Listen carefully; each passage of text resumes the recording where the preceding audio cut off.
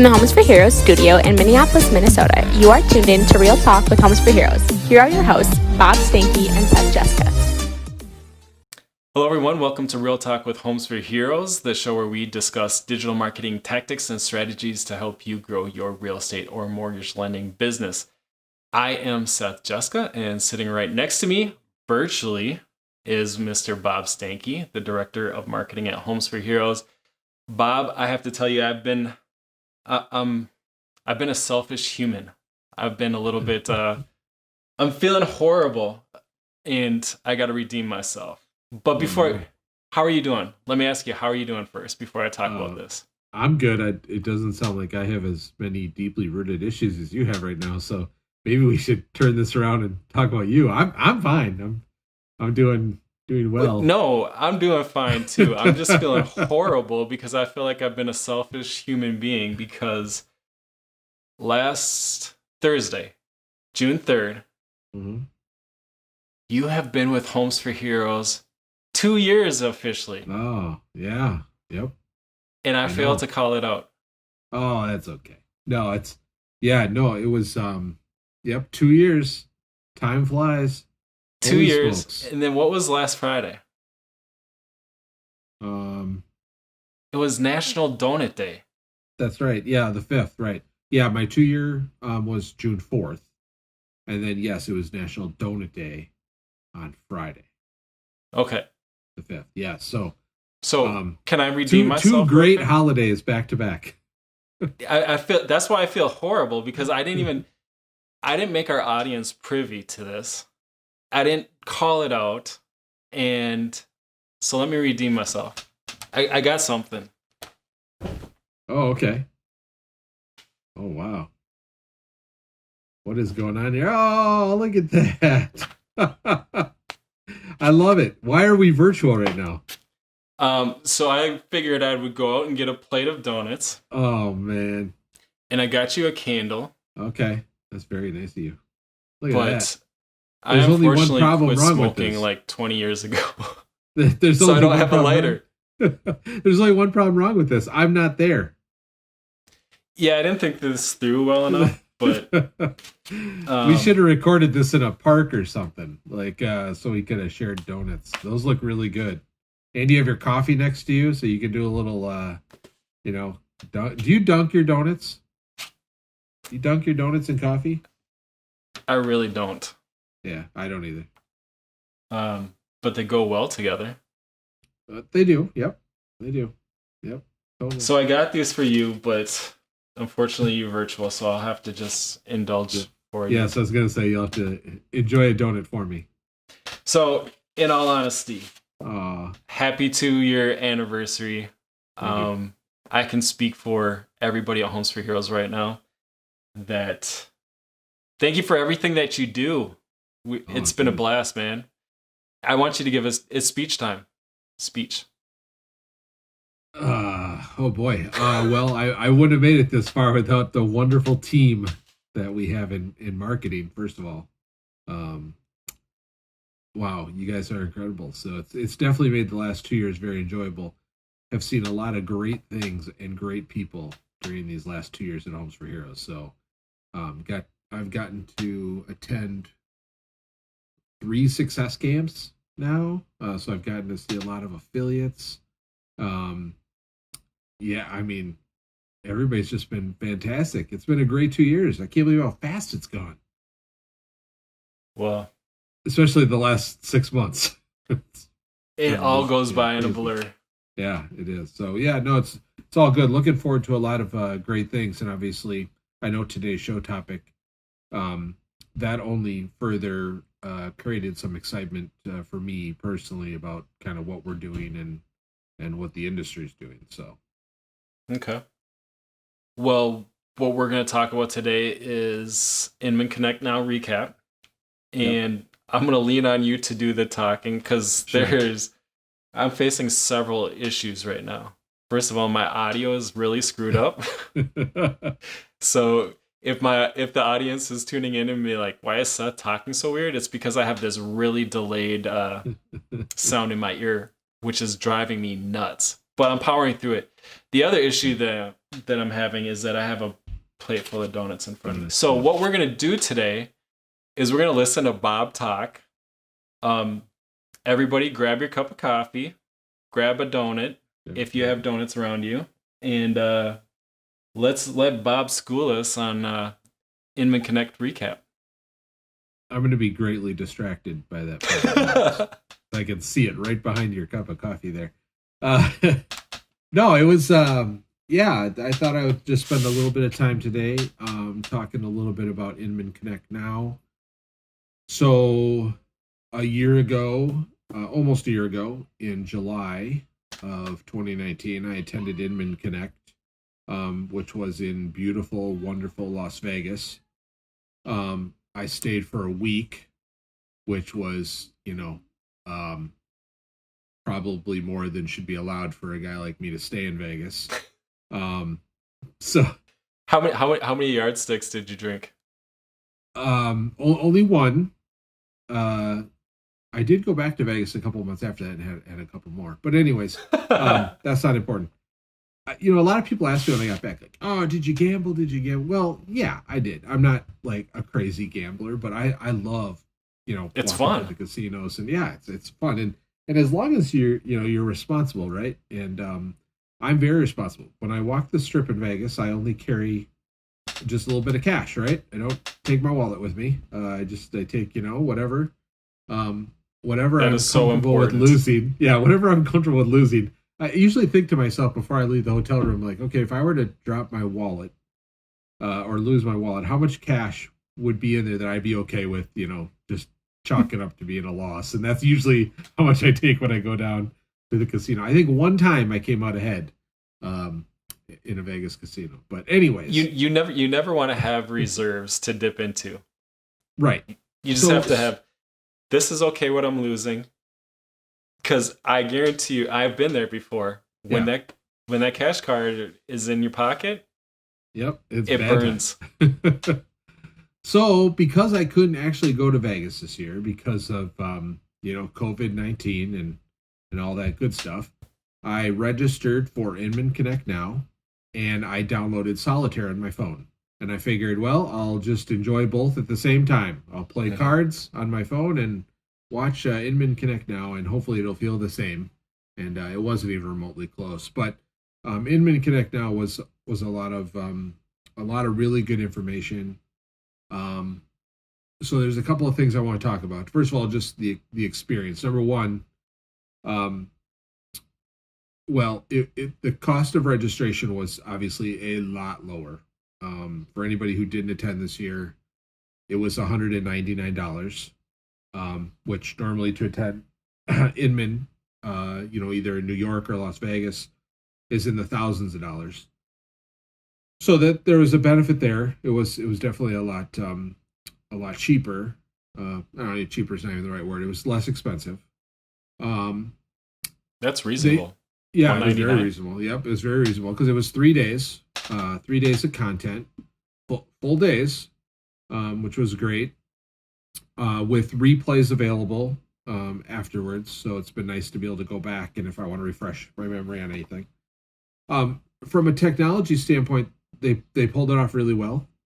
I've attended a couple of virtual conferences here in the last couple of months, some just one-day seminars, stuff like that.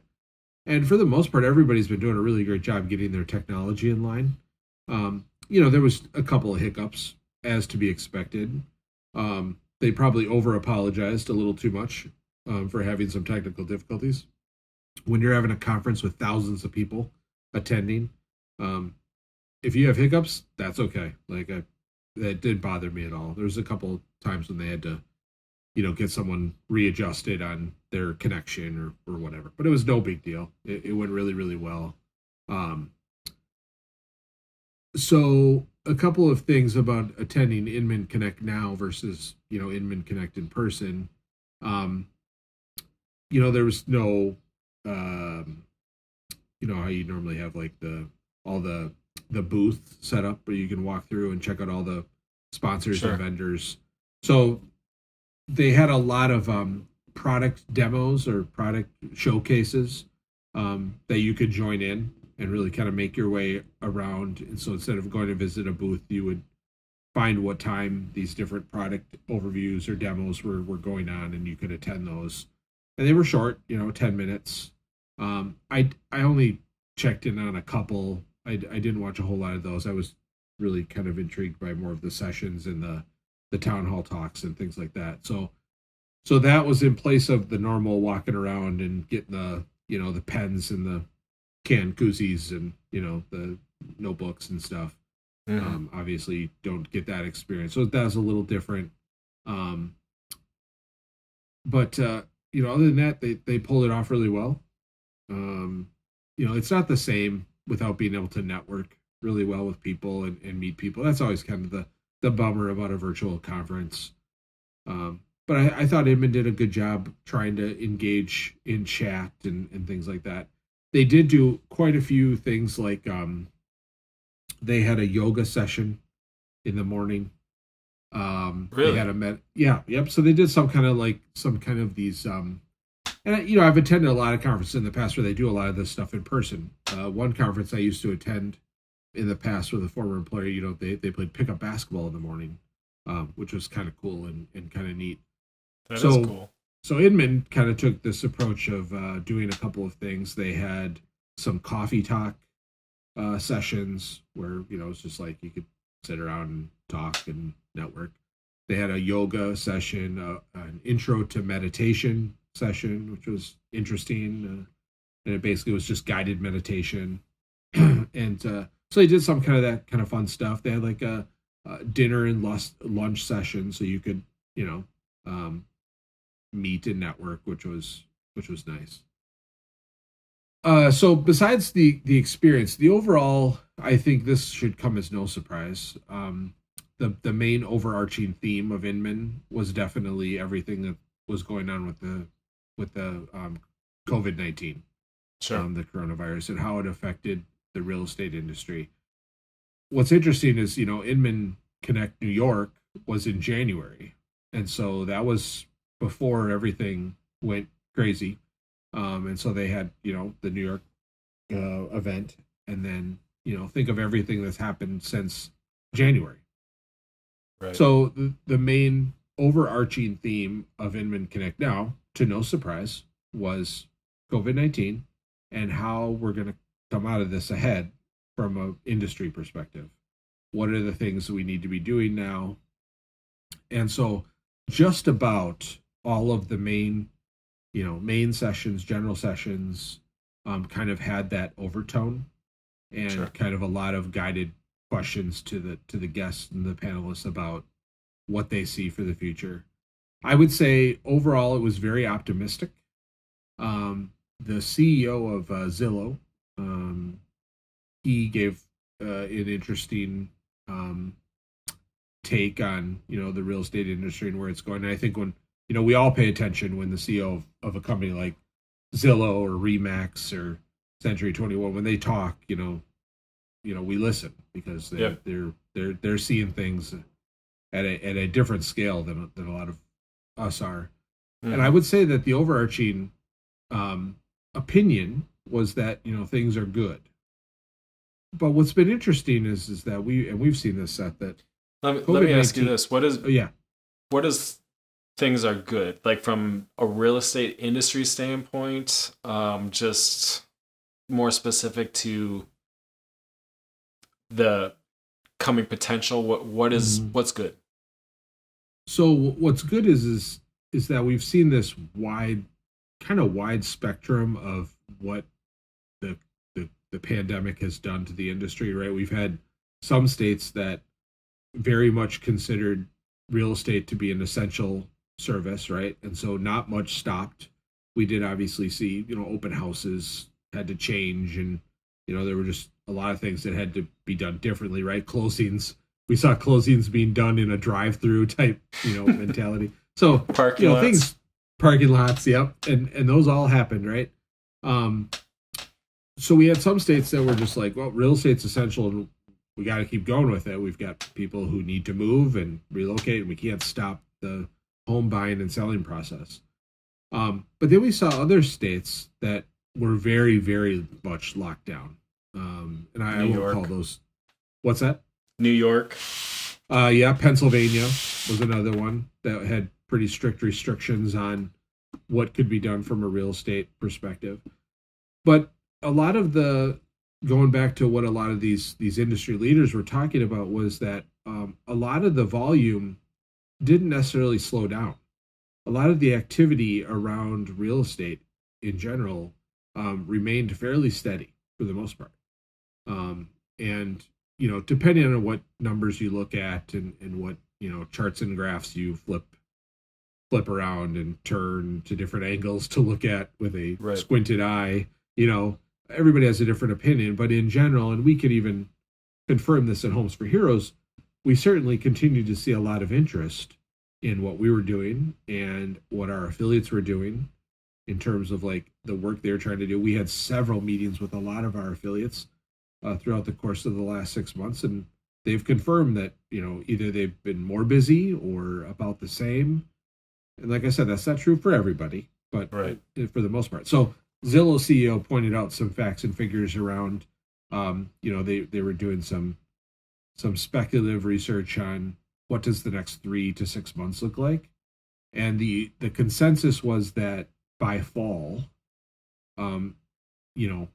again, we don't know yet what's happening with the pandemic and we don't know what the turn of season is going to look like, but everything equal, transactions should remain high or even pick up. What the another overwhelming consensus was is that what the pandemic did was it just delayed people. It didn't necessarily stop them from doing what they were doing. It just delayed them. That makes sense. Yep, and the number being used was 3 to 6 months. So if someone was going to move in April or wanted to, get into the process of buying a home in April, let's say they were planning on this in the winter. They're like, yeah, okay, April, we're going to do this. COVID-19 happens.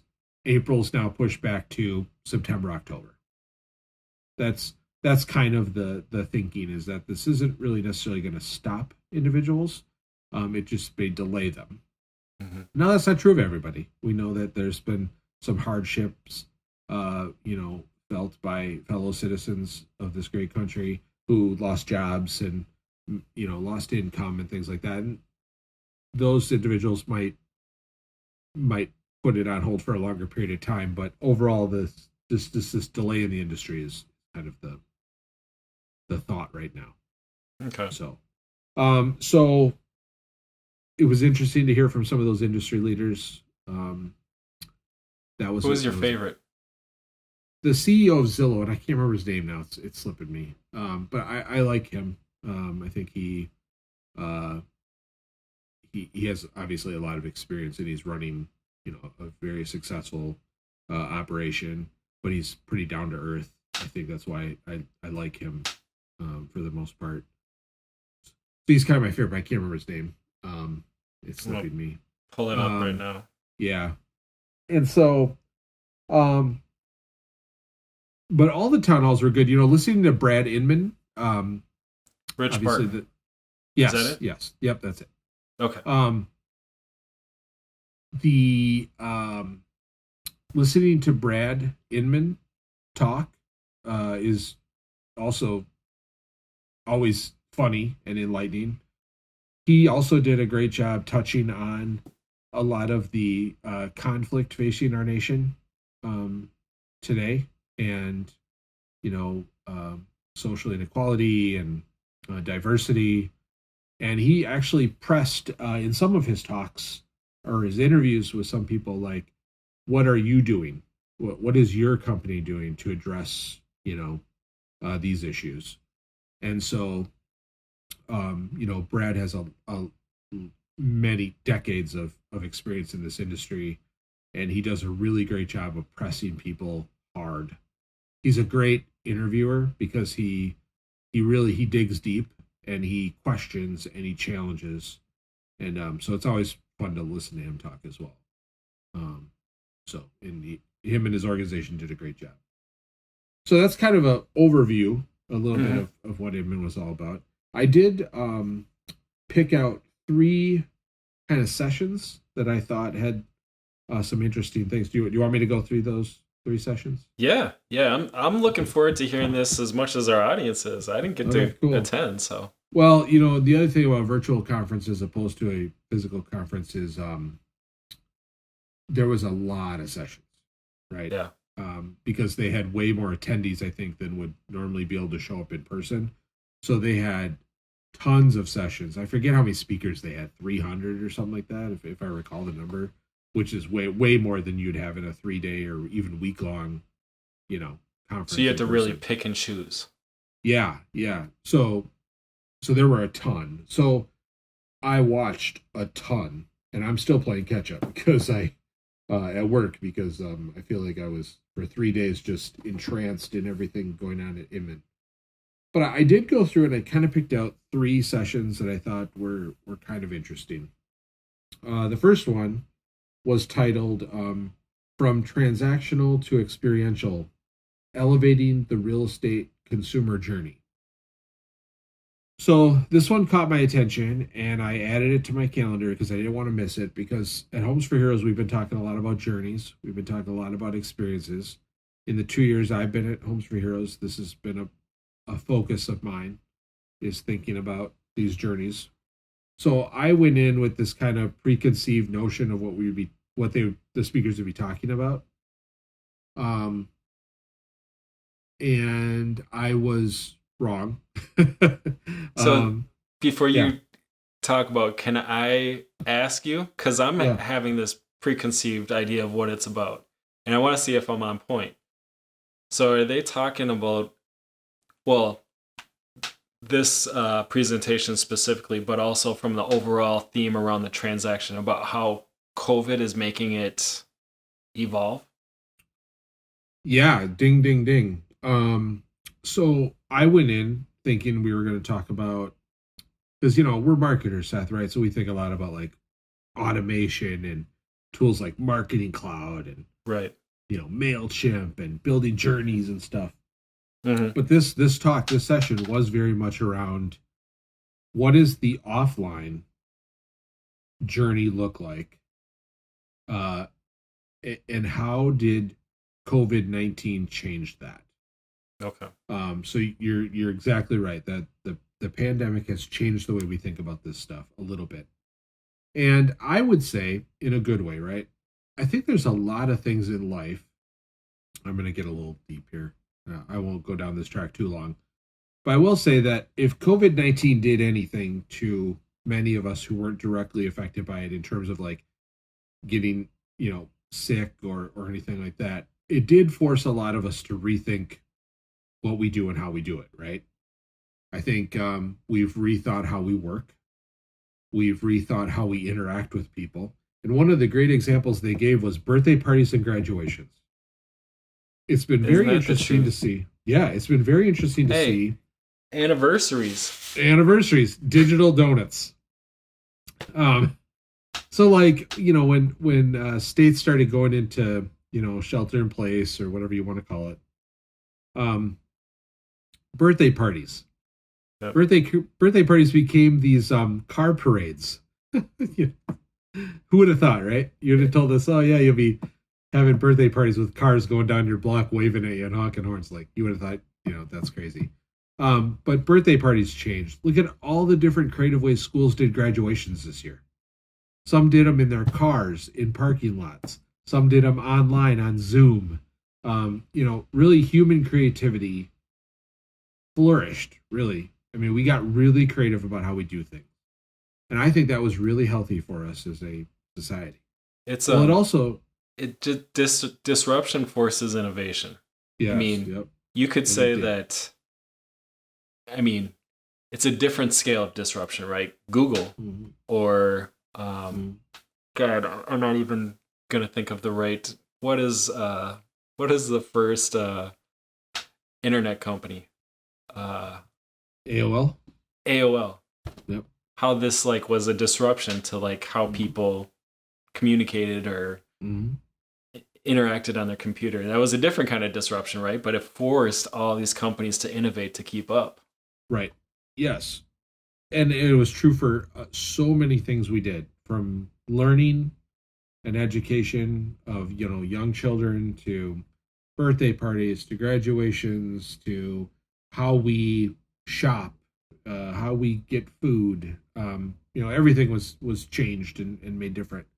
And the same can be true for real estate, right? We saw, like I said, we saw virtual tours, home tours, which we've had in the past, but it just really, a light was really kind of shined on the idea of, I'm going to look at a home virtually now instead of in person. Or we mentioned how closings are done. There were closings being done through like a bank teller system, like a drive-up bank teller. We got super creative within the real estate industry. And the main point taken away from this session was, we had to move from this very transactional, buying or selling a house, to really it becoming more of an emotional play. And I know that sounds really kind of, squishy and, fluffy, but it's very true. And we've talked about this at Homes for Heroes. I've talked about it at Success Camp talks I've given. And that is that every buyer or seller coming into the marketplace has some sort of emotional reason why they're doing what they're doing. Especially with a home. Yes. It's not biggest, right? It's not buying a Snapple from the gas station. That's right, transactional. Yeah. Yes, right. Yes, exactly. No, it's very true. It's like, it's, for many of us, it's the largest purchase we're going to make. It's, most of us, finance the purchase of a home. So it's going to be one of our longest financial obligations we're going to make. Like there's a whole bunch of things wrapped up into not even just location and money and things like that, but also just like how memories are created. A lot of people remember the first time they bought a house. They remember putting the sold sign on the sign, standing in the front yard, taking the photograph. Like, there's very emotional connections to the process of buying a home. I mean, I could tell you the first time, we bought a home. How many did we look at? Where did we look at homes? Like, I remember the process. And so even though COVID-19 changed the process, what it also did for the consumer is it created a memorable experience. I mean, think about anybody who bought a house in the last 6 months. There's a story they're going to remember for the next 30 years about Absolutely. how they bought that house. Absolutely. Hey, so-and-so, do you remember when we bought that house in 2020? Do you remember how we had to do the closing through a bank teller portal? Like, like, these are memories that are being created during this very difficult time. And so real estate, given that this is already an emotional purchase, now has the ability to double down and create the best experience and most memorable experience possible. There's stories about agents who sold a house, and when they turned over the keys, they maintained social distance of 6 feet, right? So they found creative ways to hand over the keys. That's going to be a memory people are going to remember. So as a real estate agent, a mortgage lender, what different things can you do during this time? Because COVID-19 is not done. This is still very much a thing. It may continue to be a thing for, the foreseeable future right now. So what things can you do to create the memorable experience? So instead of looking at these things as hurdles, what can we do to make it more emotional and more memorable so that people will look back and say, I remember when I bought my house through so-and-so and how crazy things were, but it was a memorable experience, because that's now part of their journey. I think that's so important. It's a great way to reposition something that has impacted us so deeply.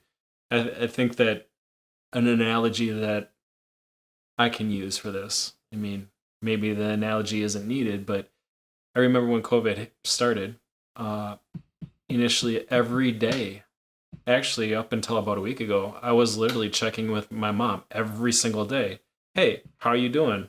Just want to say hi, blah, blah, blah. That's something that I never did before. Yep. COVID caused that. Now, I could have looked at it as like, hey, this is a pain in the butt that I got to check in every day. But it created an opportunity for me to get more connected with my family and check in with them more often just to say hi. It's all about positioning and how you create that opportunity that you're presented. Totally. I have done way more networking in the last 3 to 4 months than I've done for the last 2 years. Because it's always so hard. Like someone says, like, "Oh, let's get together for coffee," and you got to find the time, and you got to drive there, and I make it sound like it's such a hassle. But I'm just saying, like, it's more difficult than like, "Hey, I'm going to drop you a Zoom link, and we'll just talk over video." So I've done that way more. I've been talking to people I've never met before, but who I've wanted to network with for so long, because the barrier was taken down of the element of time and driving and all those kind of things.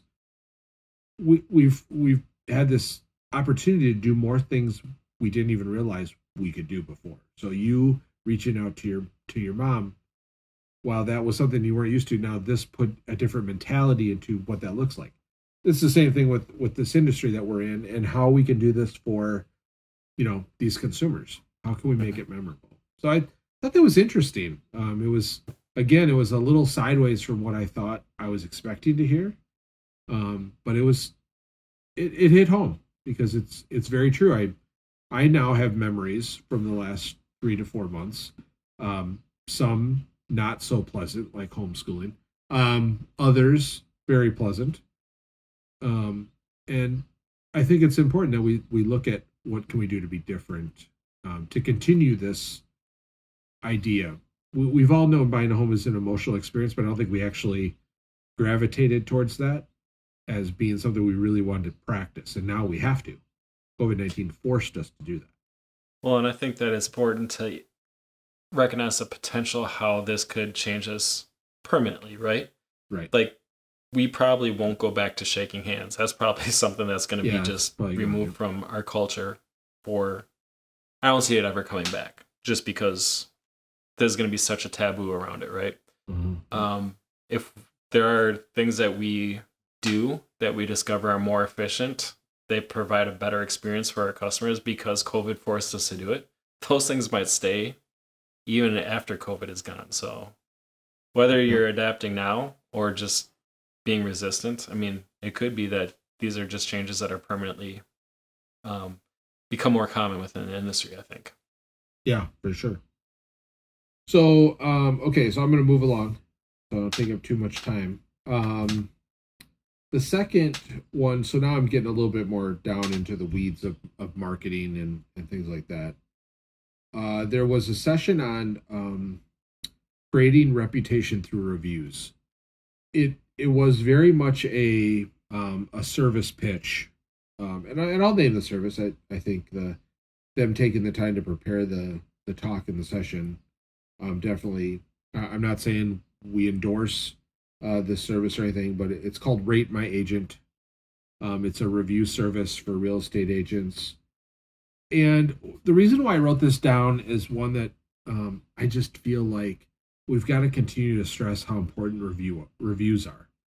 So important. So important, because now everybody shops differently, right? But I'm definitely notorious for looking at reviews before I purchase anything. If I'm going to go buy a new coffee maker, like, I scour the reviews for a half an hour. And I usually sort it by the lowest stars first and then to the highest stars, because I want to read about the bad experiences first and then read the good ones. But when it comes to like buying a house, like that's even more important. I want to work with someone who's going to, help me achieve my dream. It's going to cost me a lot of money, and I want to work with someone who I trust and I like. So reviews have become even more important. And the issue now that a lot of real estate agents are facing is there's so many different places to have reviews now. Like, Google, you can have reviews on Google. You can have reviews on Facebook. You can have reviews on Yelp. Like, there's so many different places to have reviews now. And I'm only naming a few. There's a lot more. And so it can be overwhelming. Where should you house your reviews?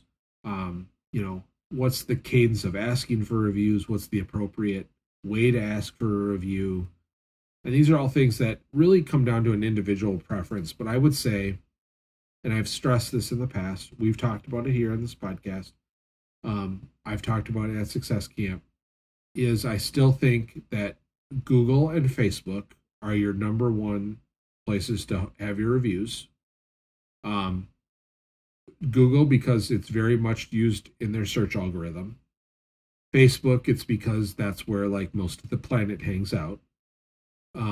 Especially during COVID-19, Facebook's numbers are pretty absurd in terms of like people hanging out there and doing things there. And Facebook's also moving very much to being the hub for all transactions, including, possibly real estate. Watch out, but I think it's coming. And so, this importance of getting reviews and really taking time out of your week to solicit reviews and try to get reviews and showcase those reviews and to make it as simple as possible for the people that you've worked with to submit a review. I would also say that, sometimes it's hard to get someone to like, okay, here's the link to my Google page and, you got to do this and do that. Even getting a review that you can just put on your website makes a big difference. And you should do it. So I would say any way you can get a review through all those different channels, those three in particular, are really, really important. And you can check out services like Rate My Agent, who provides a platform and a service for easily soliciting and showing reviews.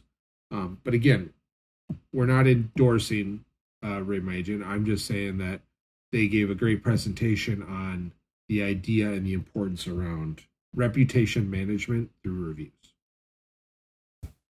It's important, especially. Yeah, really I would agree with you. Google for sure. And yeah.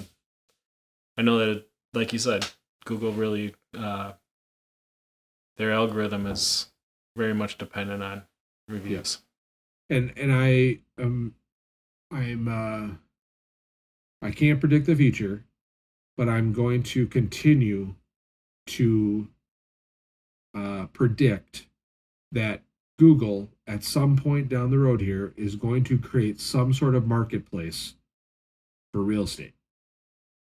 It's just a guess. But it's an educated guess of seeing what they've done in the past with things like this.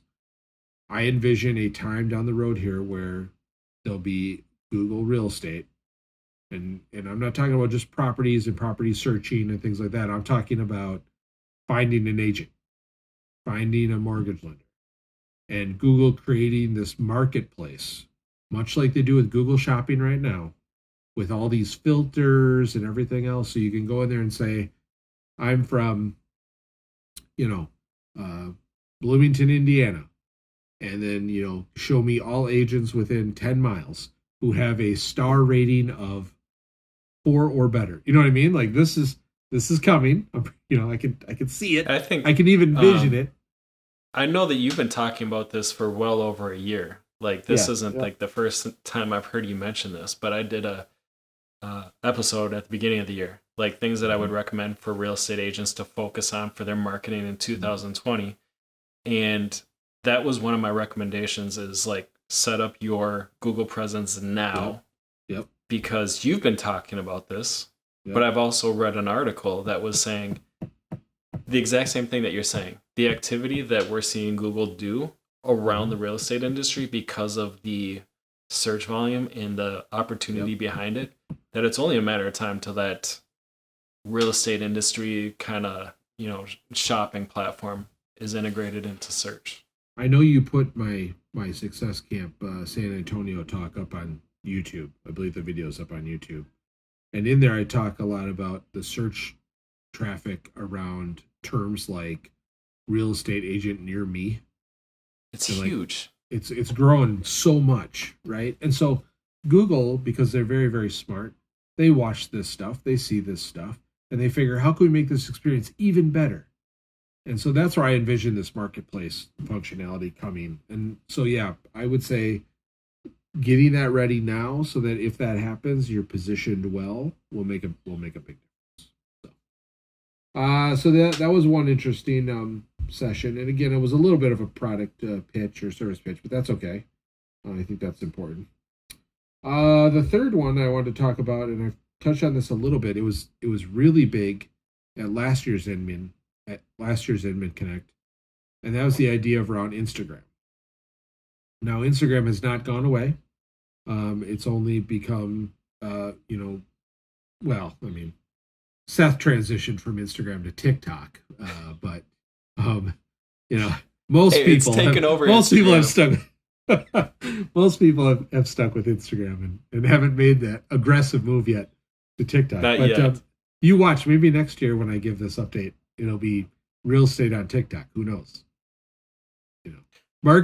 Marketers destroy every platform that comes out. So we're just looking for the next one to overtake. It'll probably be TikTok. I don't think anybody can destroy how great TikTok is, but that's a discussion for another episode. It is fun. But for right now, at Inman, there was definitely a talk about Instagram for business, and the title was how to grow from likes to leads. And last year's Instagram was all about having a presence and building your profile. There's been some interesting changes to Instagram over the last 6 months, product changes that were highlighted in this talk, which I thought are worth noting. Some of the session was devoted around like just getting started, right? There's still real estate agents out there who are not on platforms like Instagram and really want to be there but don't know where to start. So the session did talk a lot about, a lot of us have individual personal Instagram accounts, but really explaining the difference between having a business account versus a personal account and why it's important for you to have a business account. And now, I don't know, Seth, I don't know if you're familiar with this, but now Instagram has this ability for you to create what's called a creator account. Mm-hmm. Seen this? So they didn't talk too much about it. And I'm really not familiar. I don't know if you have any insight on the creator account, but the person giving the talk was saying that she explained the differences between the two. And there were some minute differences, like, for example, access to multimedia, like music and things like that the creator account has that the business typically would. But she almost made it sound like either one you picked was okay. Is that kind of your take as well, or? Well, I guess for a real estate agent, I mean, from what I do know about the creator account, if a real estate agent or a mortgage lender was to ask me which one should I use, a business account or a creator account, I would say for your business, to market your business, I would say stick with a business account. I see a creator account being more as like something that's similar to like people who are creating videos on YouTube, because you have the ability to use like influencer tools. You have the ability to monetize your account. So I don't know if you've seen this on Facebook lately, but if you watch videos created by creators, you can now hit a button that when you click that button, they make money off of it. It's really unique. Yep. Mm-hmm. So I think it's more towards people who are creating like entertaining videos, or and not to say that there's not a play for real estate agents or mortgage lenders, but I see it more as a way to create entertaining or informational content, whereas a business account will really help you market your business that a creator account might not. Yeah, there definitely was more focus put on the business account. That would still be my recommendation, but the way she kind of ended it when she talked through that section was, you can pick which one. It's up to you. And so I was fascinated by some of the differences in the creator account. She also talked about the Instagram Creator Studio. Have you played around with the Creator Studio? Instagram Creator Studio? Yeah, so I use it for publishing IGTV videos, but I love it. I don't manage obviously Katrina does all our postings of social media, so I know that she uses it, but I absolutely love that interface. Yeah, I haven't played with that yet because I don't post too much personally on Instagram, but the Creator Studio tool looked really slick and looked really cool. So that was one takeaway from this session, was to get into there. Then there was a lot of talk on optimizing your profile, which this has changed a little bit. And so I thought it might be worth talking about real quick. So I think I even brought this up last year when we did our Inman kind of Connect episode. There was big talk about how you really have two fields on your profile that act very differently. One is your username, right? So whatever your username is, and then what your profile name is. And for a long time, it was kind of recommended that like your username be, your name, right? Mm-hmm. Seth Jessica. But the name field, you could put anything in the name field. And it was highly suggested for a very, very long time to use very keyword relevant, descriptive, text in that name field. Because that name field was being used in Instagram search results. So like Seth Jessica, the Minneapolis real estate agent. Right. So your username would be Seth Jessica, and your name for your profile would be Minneapolis real estate agent. Okay. So the thought and the idea and the way it was working was someone goes in and searches Minneapolis real estate agent, your likelihood of showing up would be higher because that's in your name and that's being indexed by Instagram.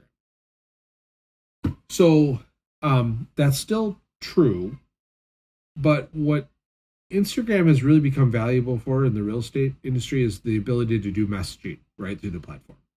So someone finds you and they want to inquire about you as a real estate agent, they can message you right through Instagram. Well, Instagram made a change now. They used to, in the direct messaging feature, they used to use your username as who the message was coming from. That has changed. Now it's the profile name. And so the concern, I don't know, concern is kind of a strong word. But if I send you a DM, if I'm looking for a real estate agent in Minneapolis, and I come across your profile, Seth, excuse me, and I send you a DM, the direct message I'm going to get back isn't going to show that it's from Seth Jessica. It's going to show that it's from Minneapolis real estate agent. Which has kind of this impersonal, stocky type. Dehumanizes feel, right? it, doesn't really. Yeah. Right. So there was some ideas and suggestions around maybe modifying that name field to still keep your keywords relevant in there, but maybe including your name as well. So that at least it adds a little bit more of a personal touch, because direct messaging through Instagram is a really robust communication channel for users of the platform, especially when they're reaching out to brands or, excuse me, individuals when they're inquiring about a service or a product. Mm-hmm. So that was one suggestion that came out of that. Also, to remember that the bio part of the your profile is not searchable. Instagram does not search the bio. And so using hashtags in your bio is actually probably not a good idea. Because it looks spammy. Well, it looks spammy, but also if someone clicks on the hashtag, because it acts as a hyperlink, right, in your profile. Right. So if someone clicks on the hashtag, they actually leave your profile. Mm-hmm. And then now they're off your profile. So unless they, intentionally go back to your profile, you're essentially driving them away from your profile. Yeah, could you imagine, like, if you put a hashtag Minneapolis real estate agent and then they click on that, now they got a list of all the Minneapolis real estate agents. So right. Yeah. No, come back. No. Yeah. So your bio and your profile is not searchable. Okay. Try to stay away from hashtags because that's only a medium for driving someone away from your profile. With the business profile, use hashtags on your post because that makes you discoverable. Yep, and actually I'm going to talk about that next. But real quick about the rest of the profile in your bio is with the business account, you have the ability to add your contact information, right? So you can add calls to action for someone to call you, text you. There's different methods you can add for calls to action for direct contact with someone who's on your profile. So, that's also really, really important. Why having a business profile is, important. Yes, the hashtags. So this is always kind of a hot topic with me because for years I understand the importance of hashtags, but sometimes I feel like hashtags were just I don't know. They were one of those things where it's like someone would come up to me from outside marketing and be like, "Hey, can we set up a hashtag?" And I was like, "Oh, what a headache. Hashtags are such a headache because you got to find one you're going to use, and you really got to try to create your brand around it, right, and get momentum around it, and then at the same time make sure nobody else is using that hashtag for other reasons that aren't appropriate." So there's like hashtags are always kind of this thing like, oh, I got to deal with that. But in Instagram, they're incredibly important. Hashtags actually drive. Hashtags are to Instagram today with what hashtags used to be in Twitter 10 years ago. Mm-hmm. Hashtags on Twitter are less relevant now. I feel like people still use them, but they're not. It's not like how they were originally used. Now Instagram's in the heyday of hashtags. So here's some takeaways on hashtags. Make sure you're using relevant and researched hashtags. Mm-hmm. Don't just spam hashtags. So if something is trending in the world and you see it on Instagram, don't just think you can include that hashtag in your post. A, because it'll turn people away and it'll make you look spammy. And also, two, Instagram is smarter than all of us. And it'll see that you're using hashtags that have nothing to do with the rest of your content. And I guarantee you'll get penalized in some way, shape, or form. So just don't do it. I did some research on Instagrams using Alttags. Yep. So every time you post a photo to Instagram, you can enter an alt tag if you want. But Instagram is very good at recognizing photographs and what they're about, and then it'll automatically create an alt tag for it. So, example, to your point, if you are taking a picture of a dog, and then all of a sudden you're using hashtags like something trending about something completely irrelevant to dogs. Yeah, keeping up with the Kardashians or something like that. Yeah. Instagram is going to be like, okay, this is a picture of a dog. Right. And they're using hashtags keeping up with the Kardashians. Like, that's probably not the best. No. And like you said, they're going to punish you for that. Yes. Yep, they will. So make sure you're using relevant researched keywords. The first time I ever heard this, when Instagram first came out, one of the social media managers that was on my team came up to me and said, hey, here's some copy I have for this post that's going out. What do you think? And I looked at it, and there was like a gazillion hashtags. And I was like, why so many hashtags? Because I was used to Twitter where you're limited to 160 characters. And she said to me, she was a great social media manager. She said to me, well, 30 is the recommended number of hashtags on Instagram. And I was like, you got to be kidding me. 30 hashtags? That can't be right. She's like, no, it's right. And she was in her mid-20s, so she was way more hip culturally than I was at the time, and still is. And I was like, 30? Really? And she's like, no, that's real. And it is true. Actually, 10 to 30 hashtags on your post is what Instagram prefers. The more hashtags, the better. It's a lot like YouTube. The more tags you use on YouTube. Yes, recommend it, right. The more tags you use on YouTube, usually the better your video can perform. It's the same thing with Instagram. The more hashtags you include, it actually can improve the performance of your reach of your post. So they recommend between 10 and 30 hashtags on your post. Okay. This was interesting. This is something I hadn't really thought about, although it really kind of matches with what we think about marketing in general, digital marketing in general, is the length of your hashtag. So, for years, right, in marketing, digital marketing, we've talked about keywords, right? We've talked about, and as the years have gone on, we've talked about long tail keywords. So keywords that have multiple. So like, for example, I could just go on Google and search car, and I get a gazillion results. But if I type in purple car with orange rims and V8 engine, I'm going to get a more narrowed down result. And Google's going to show me exactly what I want. Well, Instagram hashtags work the same way. So instead of doing hashtag Minneapolis real estate, which is still pretty long, right? Mm-hmm. Try going a little deeper with your hashtag. Try doing hashtag Minneapolis real estate. Oh, geez. I should have gone down this example as I had a perfect one. No, how about this? Minneapolis real estate on a golf course, or golf course real estate Minneapolis. Golf course Minneapolis real estate. Mm-hmm. Like, find more of those types of longer hashtags, because they might seem a little bit more obscure, but if you use them consistently, that will help, right? That'll help you post. Or what were you going to say? I cut you off. Oh, I was just going to give an example. I'm actually creating a digital dive video right now about creating searchable YouTube titles based on that exact example. You could use a title that was how to get approved for a home loan, or how to get approved for a VA home loan.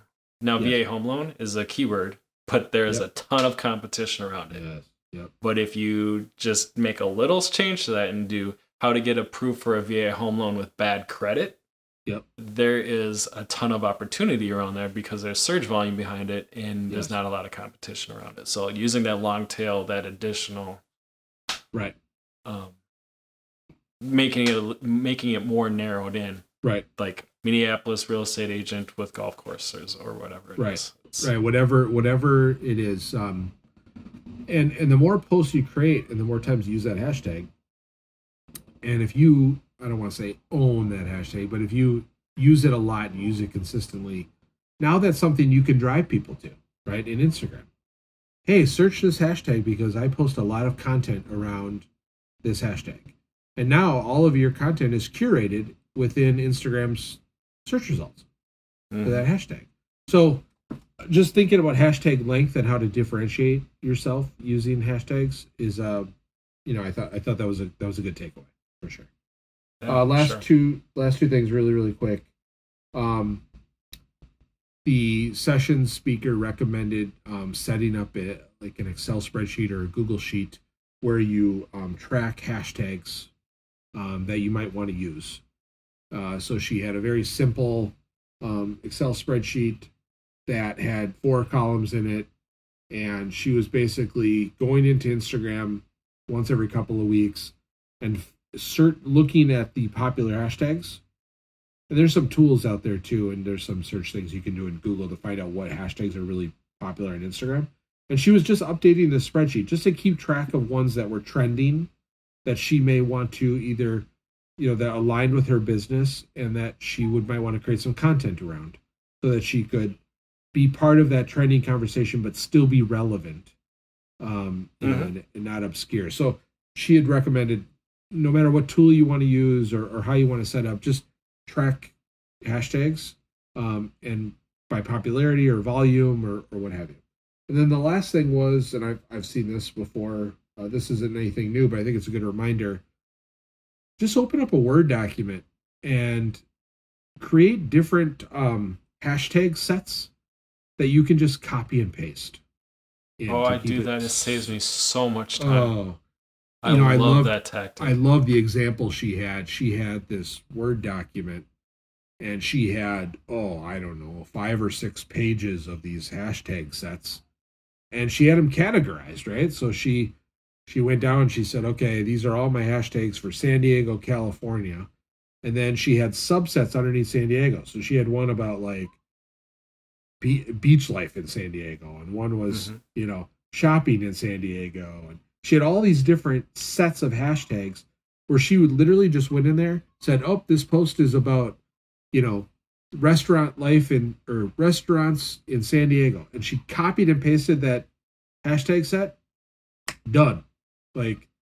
That's kind of a no-brainer, right? I mean, it makes complete sense, but the way she had it organized, it was so efficient and fast for her.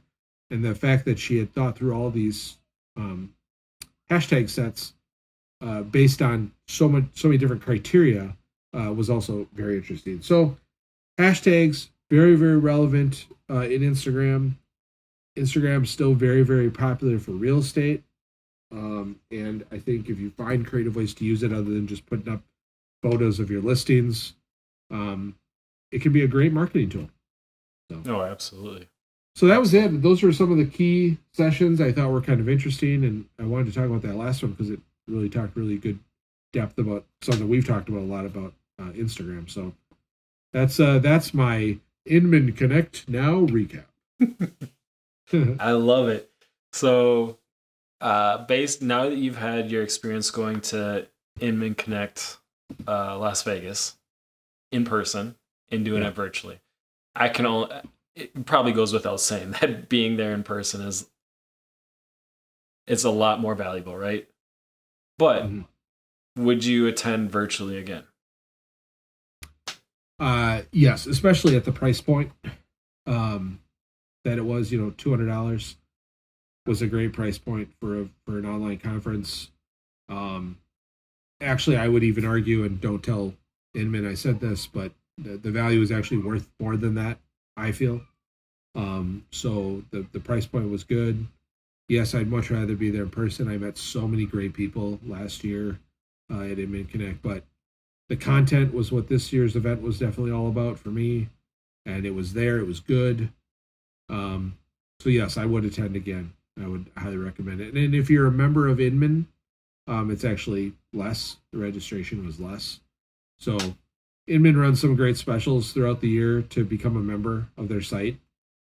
I've seen offers as low as start at $1, and so there's some great opportunities to join Inman.com, and then you can get some discounts off things like great content on Inman too. Great content. Yeah, I mean they're kind of my go-to source actually. And again, I'm not endorsing Inman or over anybody else, but Inman's definitely, like I said, I think their approach to getting information is very what's the news term? Hard hitting. Like I think they want answers, and they ask tough questions, and I like that. Not because I like to see people feel uncomfortable, but because Brad Inman in particular asks the questions we all want to get answers to, but are just too afraid to ask or don't have the voice to ask. Right? I can't sit down with the CEO of Century 21 or Realogy and be like, hey, tell me this. Like they'd be like, who are you? But Brad Inman's got a voice in the industry, and he definitely uses it. So, and that definitely carries through in their editorial process. You can see on their website. So, yeah, they're a great source. Cool. Well, they definitely probably. Well, I shouldn't say they definitely. I don't know, but I would say that they were probably a little bit more sensitive with their pricing due to the economy and everything going on. Make it more affordable for people and get attendance there, because I know attendance is important. You can hold a conference, but it's only as valuable as your attendance. So right. So since you're such a big fan of hard-hitting questions, and I feel like I've been really soft up till this point, and I need to really adopt it, Bob, what would you sacrifice to get one of these donuts right now? Would you sacrifice one of your children? Now those look like the glazed old fashions, right? Yes, sir. Oh. Like a weakness for me. It's like my kryptonite. Seriously. You have no idea what I'd give up right now for one of those. I don't know. Video games for a week, or I don't know. Red Bull. I don't know. I'm not quite sure, but something painful, because those look amazing right now. So if you're not watching this video on YouTube, I suggest you go there and watch this video. And oh my god. Okay, put that down. Is that a blueberry one? No, it's just regular old fashioned. Wow. Okay. No, I appreciate you sharing that information. I was just as excited as hopefully our audience was, because I wasn't in attendance like you were, so I love hearing that stuff about Instagram and being able to use it for what I'm doing. So great information, and I appreciate you doing the heavy lifting with the talking on today's episode, because this feedback is literally driving me nuts, and I can only imagine how horrible I sound, beyond how normally horribly I sound on audio. But Bob, I'll make it up to you. How do you feel about me doing the heavy lifting next week if I talk about some paid media strategies? That sounds great to me. You're going to be way more in the know than me on that one. So I'll do the heavy lifting next week, and I'll get this audio figured out so I can give you kind of a break. But since we're still here and I'm still having this feedback issue, do you want to take us out of here with our normal outro? Yeah, sure, absolutely. Well, first of all, thank you for listening or watching or both. If you want to listen to this podcast on the go while you're driving or working out or walking the dog, the best place to find us is everywhere podcasts can be found. Personally, I prefer Google Podcasts, but some of you might be Apple Podcast fans. Some of you might listen on Spotify, wherever podcasts are, you can pretty much find us. Just search Real Talk with Homes for Heroes. Give us a subscribe and take a listen to the back catalog of episodes because there's a lot of really great stuff there as well. But if you're addicted to YouTube like me, you can also find Homes for Heroes Real Talk on YouTube, on our YouTube channel. So go there. If you're watching this right now, don't forget to hit that thumbs up. Leave a comment because I'd love to reply to some comments. And then make sure you subscribe to our channel. Hit the bell for notifications. Visit homesforheroes.com to find more about what we're doing at Homes for Heroes. And if you're not already a wonderful affiliate of ours, if you're a real estate agent or mortgage lender and you want to get involved in our mission to thank every hero in the nation, join up, find out more about us. We'd be more than happy to talk to you and answer any questions you have. So otherwise, great content as always on all of our channels, all of our social channels. So follow us everywhere. But thanks for tuning in again. Yeah, and if you want any of those links to those social channels, are always down in the bio or the description of the podcast or the video. So you can go check out those links down there. So Bob, as always, man, I appreciate it. Happy 2-year anniversary too, man. Really appreciate you and thank you for everything that you do. And yeah, we'll do an episode on next week about some paid media strategies for the current environment. So make sure you tune in next week. And once again, thank you everybody for tuning in, and we look forward to seeing you again real soon.